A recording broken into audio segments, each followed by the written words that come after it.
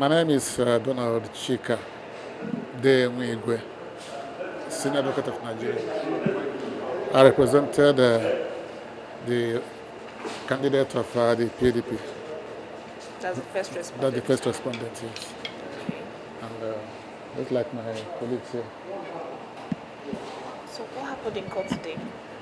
Well, it's a delivery of judgment, final judgment in the petition by the Honorable Tribunal. So what does the judgment say? The petition was dismissed. Okay. On what grounds? On the grounds of incompetence of the petition. Okay. So what are the claims of the petitioners? The petitioners were seeking to be that the election should either be declared void or that she be declared the winner of the election. But the court didn't agree with any of them. My name is Ajayi Lesana, a representative of INEC. Although I am not a staff of INEC, we are given this matter by INEC as an external solicitor. So what happened in court today? The matter was dismissed because of the lack of competency on the part of the petitioner to present the petition to the tribunal. So what are some of the grounds of the petitioners? The ground of the petitioner was basically on exclusion.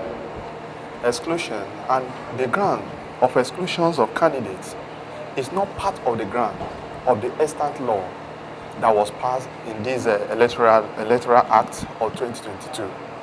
It was part of the electoral act of 2010. Exclusions of candidates can be a ground upon which a party can bring a petition before the tribunal. But it's very unfortunate that the petitioners in this matter did not avert their mind, or they may have inadvertently not go through the details of the provision of 2022 Electoral Act by bringing these frivolous applications before the tribunal. And the tribunal have accordingly do the justice to the matter by dismissing the matter. Well, it's a judgment in respect of the Ikwerre Emohua Federal Constituency in Rivers State election dispute that was filed by a lady, Afronelli, and her party, African People's Movement, APM.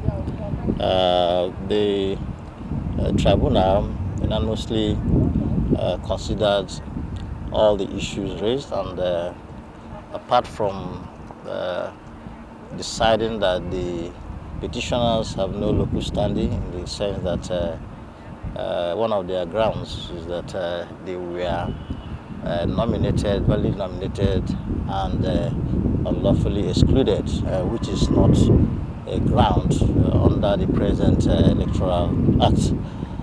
So they don't have any locus.